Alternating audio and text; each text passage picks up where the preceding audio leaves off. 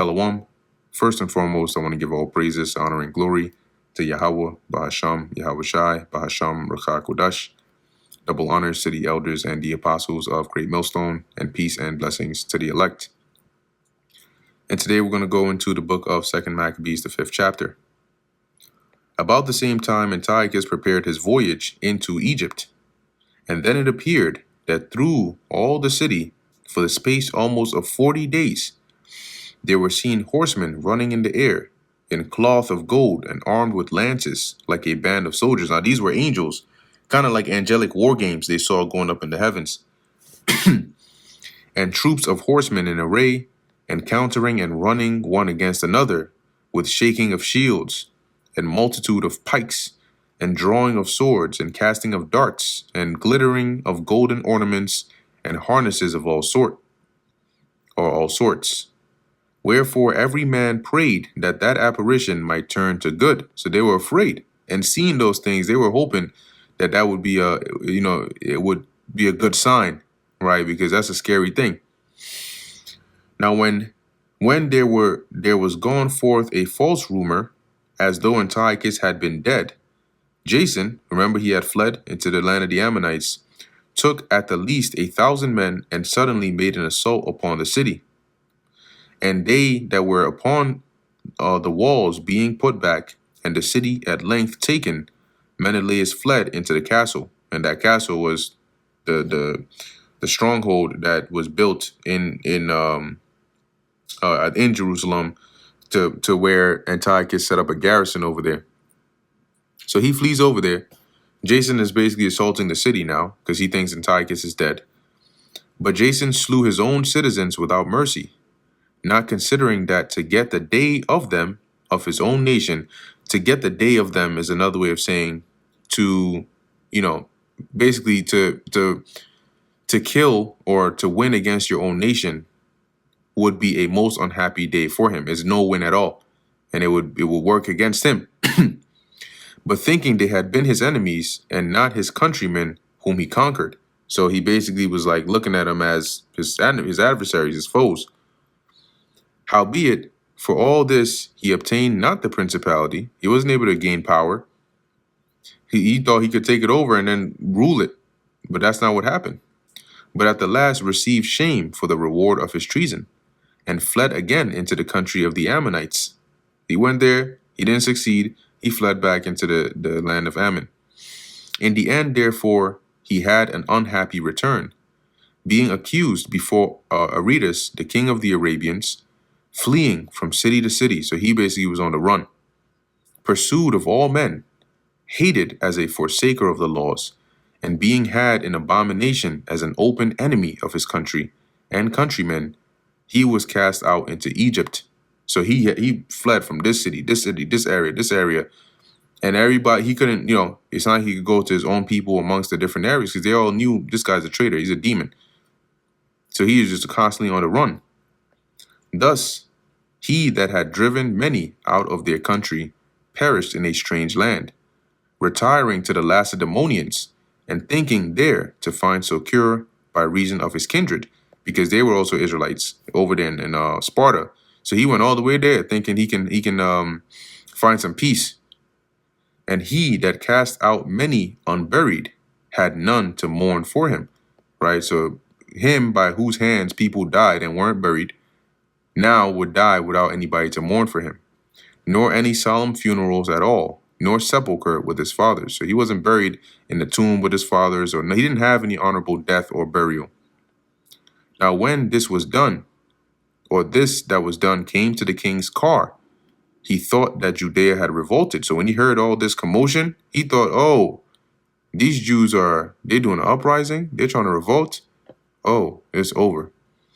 Whereupon, removing out of Egypt in a furious mind, he took the city by force of arms, and commanded his men of war not to spare such as they met, and to slay such as went up upon the houses. Basically, kill everybody in sight. Thus there was killing of young and old, making away of men, women, and children, slaying of virgins and infants. And there were destroyed within the space of 3 whole days fourscore thousand. That's in 3 days they killed 80,000 Israelites, whereof 40,000 were slain in the conflict, and no fewer sold than slain. So they killed there were 40,000 died in there, and just about the same amount were sold as slaves. Yet he was not content with this, but presumed to go into the most holy temple of all the world. Menelaus, that traitor to the laws and to his own country, being his guide, this damn demon, leading him, he led him in there. Yes, you can have this and that, and oh, they store all the good stuff over here. And taking the holy vessels with polluted hands, because remember, those were to be they were to be held and bared by a specific, family of the Levites that had been consecrated to do so.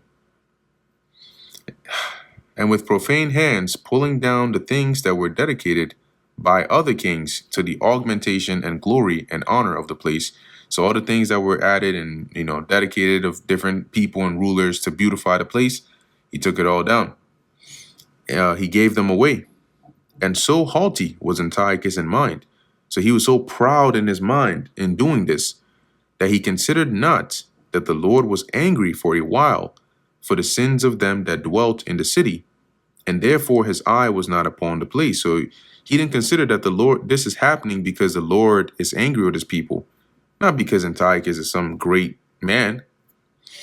For had they not been formerly wrapped in many sins, this man, as soon as he had come, had forthwith been scourged and put back from his presumption, as Heliodorus was.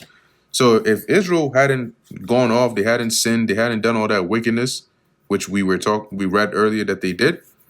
The second Antiochus came in there, he would have learned the hard way, just like Heliodorus did, whom Seleucus the king sent to view the treasury.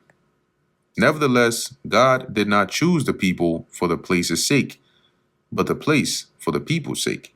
So the Lord didn't say, oh, this land is special, let me find special people to put it here. He said, these are my special people, let me give them the best part, right? So he chose a people, or he chose a place for the people's sake. And therefore, the place itself that was partaker with them of the adversity that happened to the nation did afterward communicate in the benefits sent from the Lord. That is, the land suffered with us, and the land benefited with us. And as it was forsaken in the wrath of the Almighty, so again, the great Lord being reconciled, it was set up with all glory. Right? So when after all was said and done, and the land was restored, when the people were restored, the land was restored as well. So when Antiochus had carried out of the temple 1,800 talents, he departed in all haste unto Antiochia, weening in his pride to make the land navigable and the sea passable by foot. This guy was so proud in his mind, he felt like he can make boats navigate on land and make the soldiers, walk on foot on water, basically make passages on water. Such was the haughtiness of his mind. No wonder he gave himself the epithet of Theos Epiphanes, God manifest. And he left governors to vex the nation.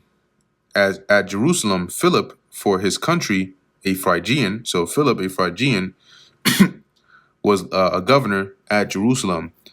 For manners more barbarous than he that set him there. So this guy was more of a demon than Antiochus himself that appointed him. And at Gerizim, Andronicus, and besides Menelaus, who worse than all the rest bear an heavy hand over the citizens. So he basically ruled them with terror, having a malicious mind against his countrymen, the Jews. He sent also that detestable ringleader Apollonius with an army of 22,000, commanding him to slay all those that were in their best age, and to sell the women and the younger sort. So he basically sent him back to Jerusalem, go and kill all the young men, the men, and sell the women and the children. Who coming to Jerusalem and pretending peace, did forbear till the holy day of the Sabbath. So he came in there, acting like he was coming peacefully, waited till the Sabbath. When taking the Jews keeping the holy day, he commanded his men to arm themselves. So waited till we were keeping the Sabbath, and then he said, okay, perfect, go and kill them. And so he slew all them that were gone to the celebrating of the Sabbath, and running through the city with weapons, slew great multitudes.